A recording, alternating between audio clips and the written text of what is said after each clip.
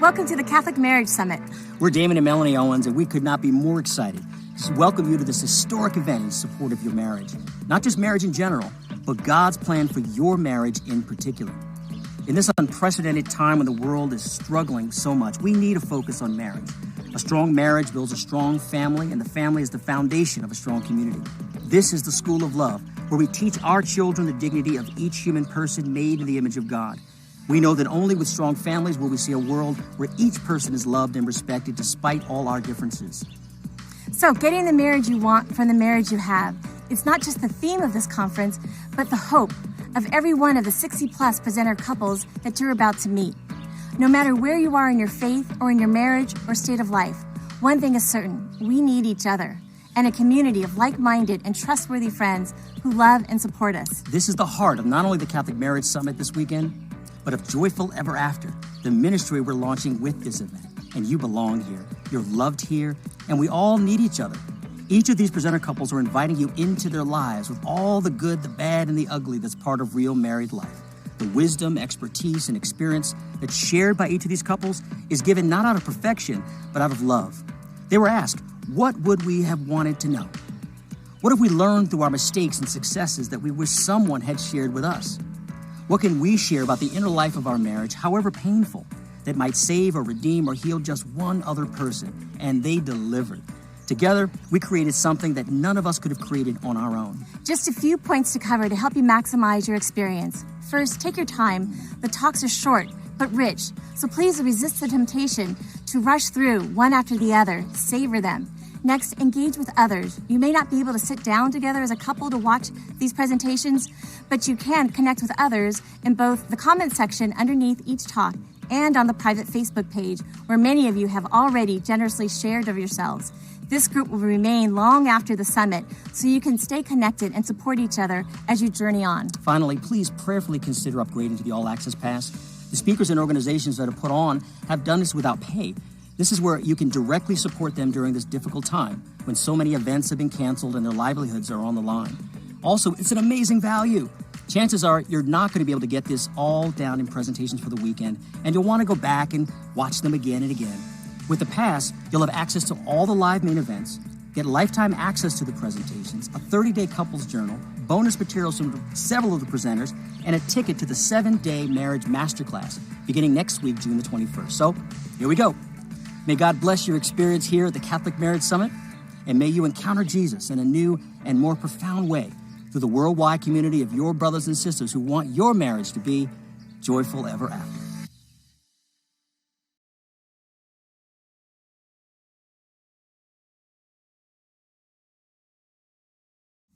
Hey everyone, we are Dan and Danielle Bean. We've been married for 26 years and we have 8 children. Together, we are co-authors of the Manual for Marriage, which is available from Tan Books. We are really honored and excited to be part of the Catholic Marriage Summit today because we believe so very much in the importance of marriage, but also the real value of couples getting together with other couples to encourage and support each other inside their vocation to family and marriage life. Today, we're going to be talking about marriage as a sacrament, as a vocation, and we're going to talk about the permanence, the indissolubility of marriage. So, a good place to begin is to talk about the very nature of marriage itself. Matrimony is both a sacrament and a vocation. As a sacrament, it's a great source of grace that allows couples to grow in virtue. Right, and sometimes we think about that marriage as a sacrament, like, oh, that we get those graces on our wedding day, right? And yes, you do, but you don't need them for your wedding day, right? Well, it depends. Yeah, okay. It depends how the reception goes or whatever. But truly, you need those graces for living out your married vocation, the hard years of married life. Right. 5 years, 10 years, 26. 6 years down the road, those graces come in handy. So, marriage is also a vocation. And as a vocation, it is the most important thing in your life. It should be the most important thing in your life. And this is the reminder that we need, right? Because this idea of vocation, that's kind of a countercultural thing. Like, we don't talk about vocation enough. We don't understand it really as a culture.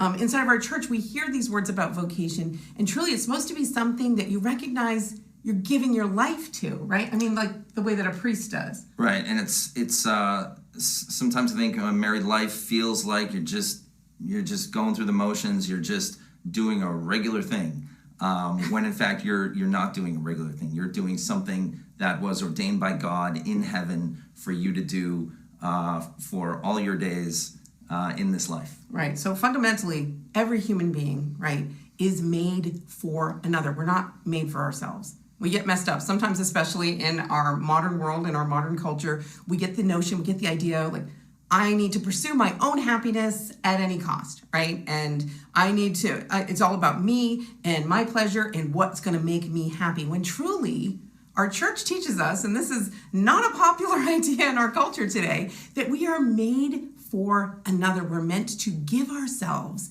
as a gift to another. So a priest or someone in religious life is doing that in giving their life to God, giving their life to the church. But for those of us who are called to be married, that vocation is us giving of ourselves, sacrificially giving, not always going to feel great, giving of ourselves for the sake of another. Our job is to get each other to heaven. You know what? Your job is not to make me happy. That's the hardest thing to come to terms with. Although I do that really well. Yeah. Of course, yes. So Dan makes me happy. But, every marriage has those times when you're not maybe necessarily going to be making each other happy. But the whole idea is your spouse's job is not to make you happy, right? Because that's only something God can do, truly make a person happy. But our job is to get each other to heaven. Yeah, and you won't maybe necessarily feel the love every moment or every day. Maybe there's been come on. Except in my case. But the point is, you have to find a way to live for your spouse and to go to your spouse with love as a regular thing. Right. So like your marriage should be the most important thing in your life. The way that when someone becomes a priest, we all expect and we accept that that's going to be the most important thing in that man's life, right? The priesthood, the fact that he's given his life to the priesthood.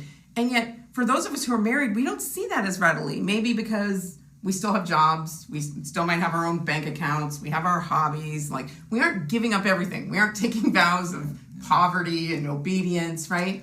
So it's a little bit different, but it's truly not different. Yeah, it's no less holy. It's no less of a calling from God to live your married life and to live for your spouse, to live for God through your spouse, through serving your spouse. Right, and some of the hardest things, I think especially for me and for all you ladies out there, you moms out there, sometimes it's hard to see our marriage as the primary thing in our life that we're supposed to be focused on first and foremost, like the most important relationship you have, right? It's your vocation, giving yourself to your spouse. Because things like kids come along and all of a sudden you're like, hey, taking care of these kids is pretty important too. And it can be a huge distraction. It can be something that pulls you away. And of course, we do give ourselves to our kids, right? And that's how God means for it to be, but never at the expense of our marriage. And that's where it's really hard to find balance sometimes. Yeah, and worse yet is subjugating your marriage to other things in this world, to your job, to money, to your laziness, possibly. So there are all sorts of ways that you can fail to give your marriage the importance in your life that it should have, right? But it is the most important thing in your life, and the effort that you put into it should reflect the fact that it's the most important thing. I think many of us at times put far more effort into our careers, into our jobs, maybe into our recreation, when in fact your marriage should be at the forefront of your mind and should receive the greatest amount of effort daily on your part. Right. And it does take effort to do that, right? You need to be making an effort to do that. So we can recognize, okay, my marriage is a vocation, it's my primary relationship, but then lining up your daily activities in accordance with what you say your values are, sometimes that can be a tricky thing to do. Like, how do you make sure that the kids aren't becoming a distraction, something that pulls you away from your married relationship? This is a place where Dan's been really good in our married life in insisting that we spend time together, that we spend devoted time alone together, nurturing our married relationship. It's so very valuable, and it's so easy because taking care of your kids is a good thing, right? There are all these good things we can be doing in the world, but never at the expense of the first thing. Yeah, it's essential. It's essential that you cultivate your love for your spouse. A great way to do that is by spending time together alone and doing those things that the two of you do best together. Whether it's maybe playing tennis like we often do, or other kinds of date nights, like we used to do a regular date nights. Yeah, way back. Remember that? It was Nantuckets. Yeah, right. What else? I don't remember. They were so fun we don't remember. No, but what he's referencing, what he's referencing is when the kids were little, we would make a concerted effort to spend every Thursday night together, right? Yeah. And the kids. Oh, we were watching Survivor. Yeah, right? we would watch Survivor. Yeah, we would like plan our whole night around that. Yeah. Whatever it is for you. Maybe you don't like Survivor, but know that spending devoted time together doesn't have to take a lot of time. It doesn't have to take a lot of money. Sometimes you think, oh, I can't afford to, hire a babysitter or go out to dinner. You don't have to do that. So like back in the day, and now that we're able to go out, we've reached that magical time when our kids are older and we can go out. But sneak out. We can sneak away. Yeah, yes. Yeah. But when your kids are little, make it something you're doing inside your home. It doesn't have to cost anything except a little bit of effort, a little bit of time. And what I really found during the times when we were doing that is that the kids loved it. They really responded to that idea. They got used to the routine of Thursday nights. We have a simple dinner. We go to bed early, and we don't bother mom and dad. And what a beautiful example to set. What a beautiful precedent to set inside of your family life. Yeah, and so this is this living this way. You are doing that because you appreciate the importance of your married vocation. And because you love your spouse, and because you want to grow in virtue and work toward those good things in life. So it's very much something that should make you happy, right? We're talking about putting effort into this and how you're going to spend your time and all the rest of it, but it's all a good thing, right? It's a good thing. And like I say, you may not be feeling it at certain times. Maybe there are certain Thursday nights or whatever night where maybe you feel like, I'm tired or whatever. This whole date night thing isn't in my plans really tonight. Put it in your plans. Make it part of your life. Show your spouse how much you love him or her, and it'll be worth it. Yeah, by showing up, making that commitment, and following through even when you're not necessarily feeling it. So marriage is a vocation, and we need to treat it like it's the most important thing in our lives. It's a great gift from God, a great opportunity. Remember, your marriage was ordained in heaven. Now, let's talk about the indissolubility of marriage. Where does that truth come from? Till death do us part. Yeah, crazy thing that our church teaches, right? This countercultural, politically incorrect thing. Guess what? Jesus started it, right? So if you want out, you have to die. That's the only way out. That's the only way out of this. Right. So if you want out, you have to die. Who taught us such a crazy thing? Well, it was Jesus, right? So this was so important. I printed it out because this is from Matthew chapter 19, verses 3-6. This is where Jesus teaches us about the permanence, the indissolubility of marriage. So we read, "And Pharisees came up to him and tested him by asking, 'Is it lawful to divorce one's wife for any cause?' He answered, 'Have you not read that he who made them from the beginning made them male and female, and said, for this reason a man shall leave his father and mother and be joined to his wife, and the two shall become one. So they are no longer two, but one. What therefore God has joined together, let no man put asunder.'" I mean, this is pretty clear, right? I mean, Jesus is not mincing words. And this is what I love about reading the scriptures, right? Because there are all these are like Jesus mic drops, right? He's just like, what God has joined, let no man put asunder. And this was a hard thing. It was a difficult thing that Jesus was teaching, a difficult teaching that he was affirming. The Pharisees knew this. That's why they were trying to trip him up, asking him this question. And it's been a tricky teaching since that time, right? Ongoing. It's been historically a source of division in our church. This idea that man and woman, once they're married, it's for a lifetime, and that divorce is actually not an option. That's a really difficult, hard thing. So why? Why would our church insist upon this teaching? Why would Christ himself speak these clear words to us about the indissolubility of marriage? What are some reasons why? Well, St. John Paul II said, "As the family goes, so goes the nation, and so goes the whole world in which we live." So the family has a fundamental importance in our world. The family provides the structure in which children can be raised to be good citizens and to be children of God and to grow in virtue. And the foundation that the family rests on is, in fact, marriage, the indissoluble unity of man and woman. Right, so if that's fleeting, everything else is subject to falling apart. And we see this. I mean, social science points this out time and again. When marriage between a man and a woman are not the foundation of a family, there are so many negative outcomes that are a result of that. So we experience that in our everyday lives. Yeah, and permanence. The permanence of marriage is solid, it is strong, it is godly, and that is precisely what we need in the union between husband and wife, for each other, but also for their children. The marriage and the self-giving love that we see in marriage provides a great example to children of the self-giving love that Christ offered us, particularly on the cross.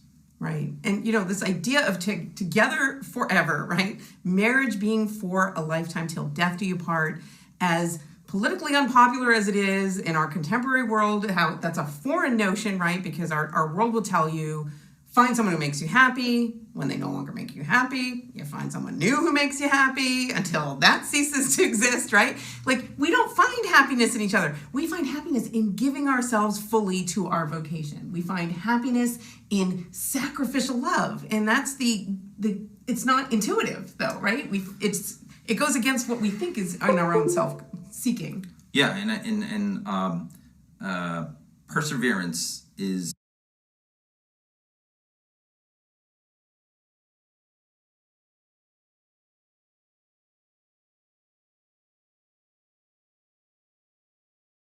appreciated in this world.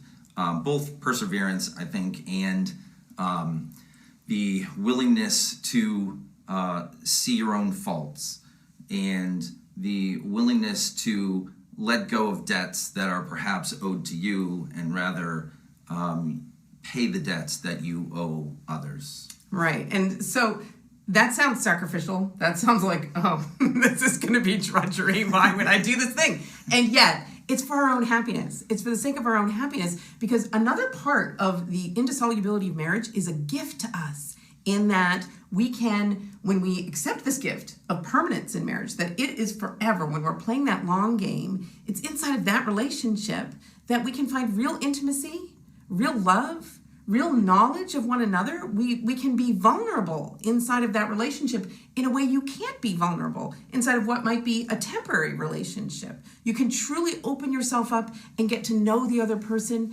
and allow them to see and know you as well. Yeah, I mean, so there's great consolation. I find great consolation in knowing that I am in a relationship that will last until one of us is gone, right? That is a freeing thing in a lot of ways. It doesn't sound like it, right?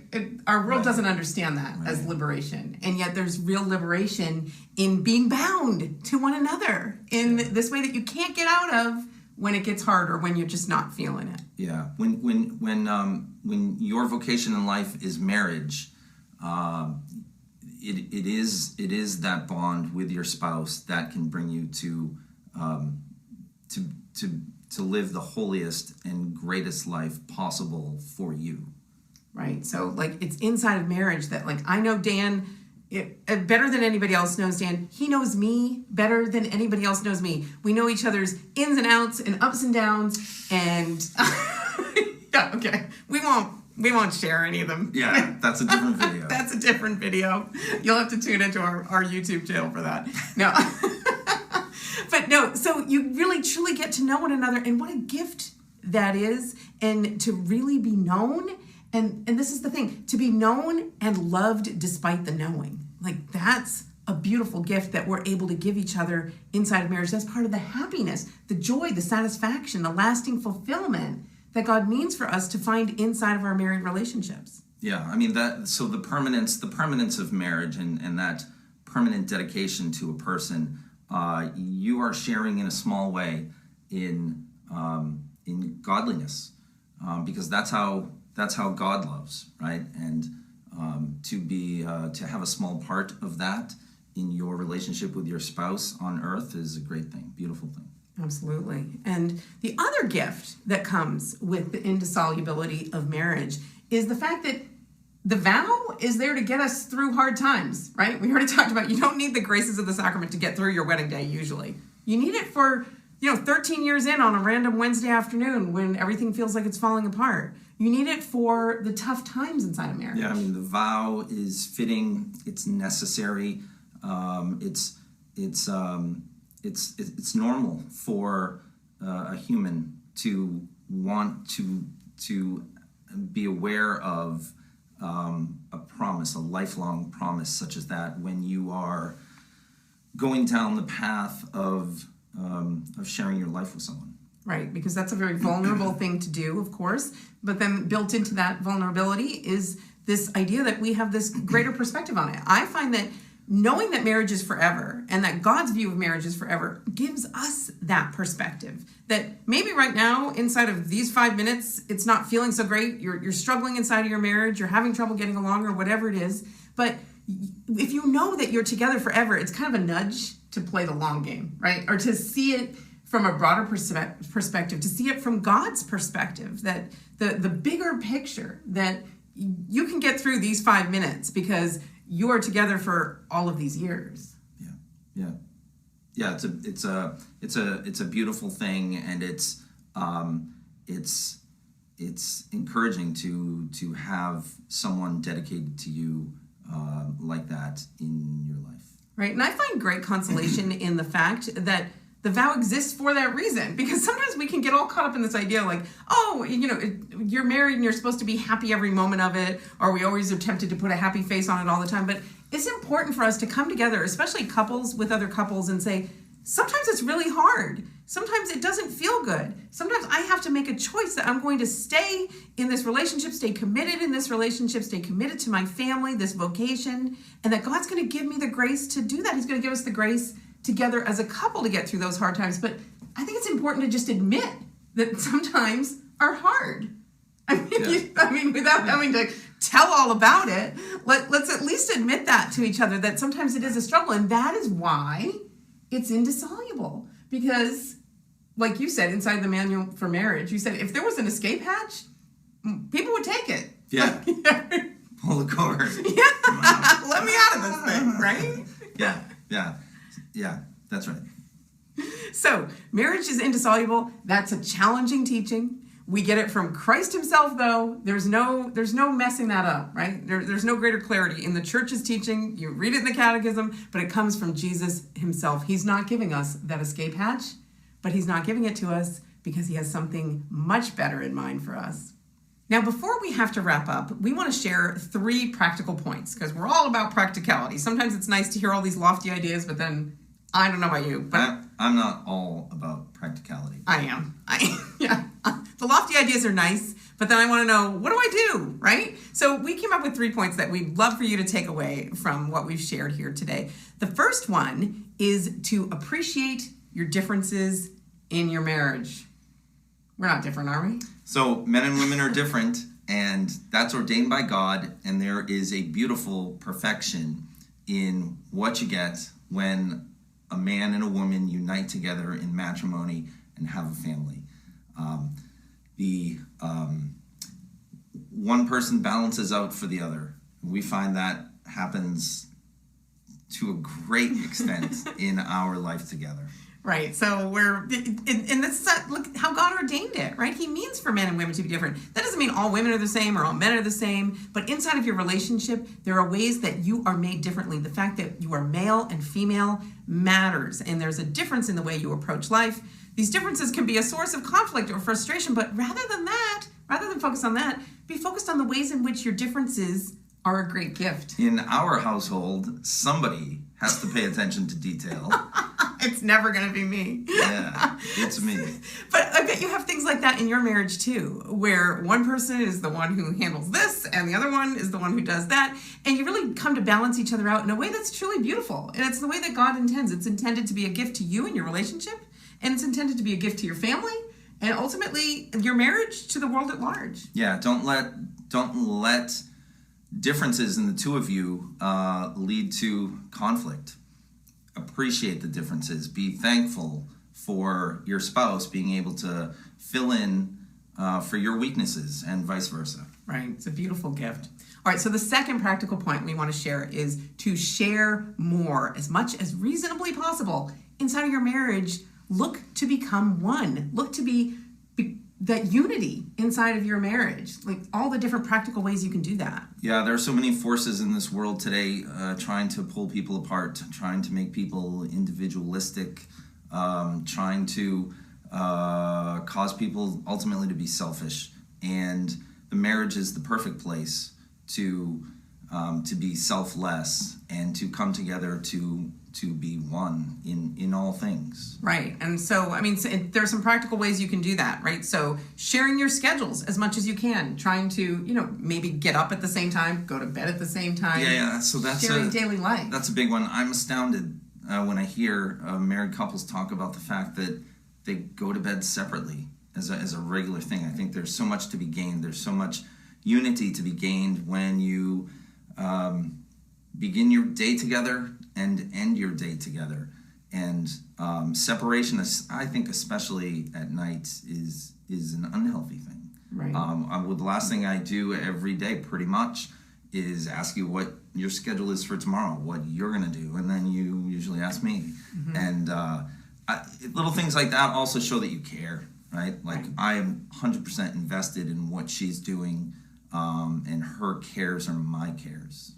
Right. And there are other ways you can be sharing too. So look for ways that you can be more open with your spouse, sharing your thoughts, sharing your feelings. Do you have a friend that you confide in more than your spouse? That's a problem. It shouldn't be like that. They should be your person. They should be the one that you are sharing the most with. You two are one. So be looking for ways that you can really be fostering that kind of unity in your relationship.